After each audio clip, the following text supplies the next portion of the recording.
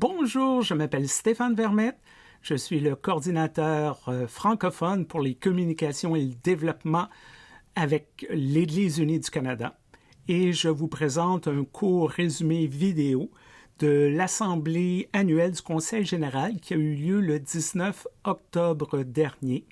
Bien sûr, le compte-rendu au complet avec beaucoup plus de détails et de précisions est sur le site églisesunie.ca. Je vous invite à consulter le document. Donc, cette rencontre, le 19 octobre dernier, de tous les délégués au Conseil général. Le Conseil général a lieu normalement tous les 3 ans et à chaque année, tous les délégués sont rappelés pour une journée pour prendre des décisions importantes. Bien sûr, cette rencontre s'est faite sur Internet en mode virtuel. La rencontre a débuté avec un culte et une communion. C'est une des exigences de notre Église de débuter chaque rencontre du Conseil général par culte et communion. Et cette célébration était dirigée par le pasteur Graham Brown Miller. Naturellement, il y a eu beaucoup de rapports présentés et adoptés. J'en ai sélectionné quelques-uns qui, peut-être, je pense, vont vous intéresser. Le premier, c'est la promulgation du renvoi numéro 1. Je vous explique rapidement. Nous avons ce qu'on appelle dans l'Église unie les principes de l'union, qui est grosso modo la constitution de notre Église. Et pour en faire des changements, il y a un processus qui s'appelle un renvoi. Tout dépendant du sujet, c'est les régions et les paroisses qui doivent voter pour que le renvoi soit adopté. Il y a certaines normes et mécaniques. Je vous en fais grâce dans cette vidéo. C'est juste pour vous dire que le Conseil général a promulgué. Ça veut dire que c'est accepté et c'est fait. Le renvoi 1 visant à établir une Église autochtone autonome au sein de l'Église unie du Canada. Donc, les Autochtones ont dit essentiellement à travers un long processus, nous désirons continuer à travailler à l'intérieur de l'Église unie du Canada. Cependant, nous voulons décider la façon que nous allons nous organiser selon notre culture, selon nos traditions, selon nos priorités et les sujets qu'on va aborder, la façon de faire. Donc, il y a eu une grande consultation légale et cela a été accepté. Donc, maintenant, les Autochtones doivent décider entre eux, entre elles, comment ils vont travailler dorénavant, tout en demeurant à l'intérieur de l'Église unie du Canada. Je pense que c'est un moment important pour la réconciliation entre les Autochtones et notre Église. Il y a eu 2 autres propositions que je veux vous parler.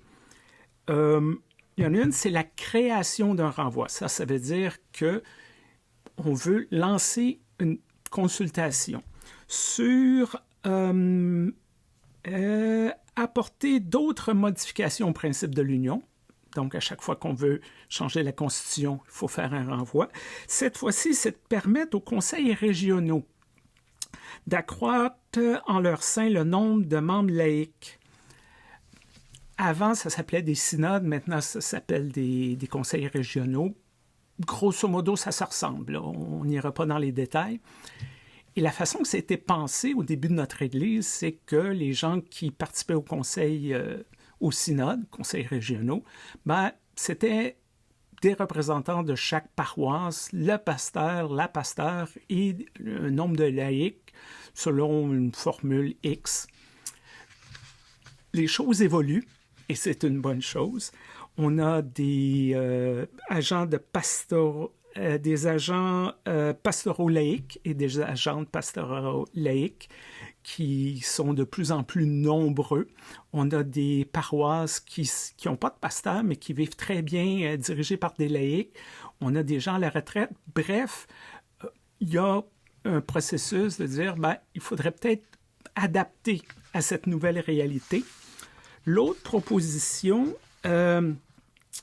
Il y a eu, semble-t-il, des difficultés au sein du Conseil national autochtone. C'est une structure de l'Église unie et qui a amené à dissoudre le Conseil et à appeler un rassemblement spirituel national autochtone prévu dans la période du 29 novembre au 3 décembre 2024. Ces deux propositions ont été envoyées à l'exécutif du Conseil général pour un peu plus de travail et d'examen.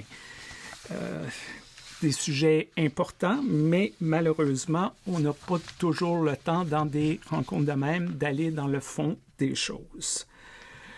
Il y a eu une présentation sur Ensemble Chantons.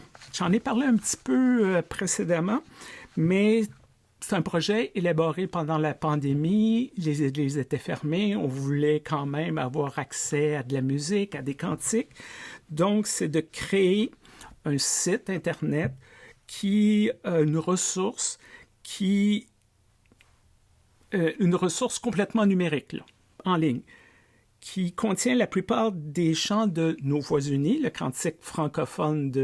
livre de cantiques francophones de l'Église unie, ou aussi More Voices and Voices United, les livres cantiques les plus récents en anglais, et 150 nouveaux chants de plusieurs cultures et de plusieurs langues différentes.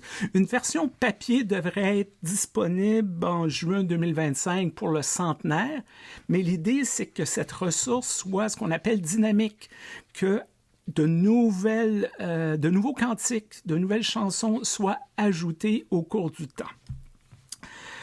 Le Conseil général a confirmé le maintien d'une approche basée sur les principes lorsque c'est le temps de se positionner le conflit israélo-palestinien, au lieu de dire « nous sommes de tel côté et voici notre réponse », et un peu plus établir une série de principes et baser nos réponses à différentes situations selon une série de principes. Le Conseil général a approuvé ça. Bien sûr, il a été question de finances, de budget, de tutti quanti, je dirais. Je vous fais grâce de ça. C'est dans le rapport. Encore une fois, allez le lire.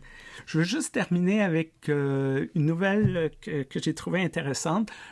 L'ex-modérateur, le pasteur Richard Bott, n'était pas à la rencontre du Conseil général parce qu'il était en lune de miel. Alors, lorsqu'on a des bonnes nouvelles, je crois que ça vaut la peine de les célébrer. Alors, tous nos vœux de bonheur à Richard, un modérateur qui a été là pendant la pandémie. On espère qu'il en a profité. Merci beaucoup d'avoir écouté ce rapport vidéo, ce court résumé vidéo, et merci pour votre intérêt pour le travail du Conseil général. Au revoir.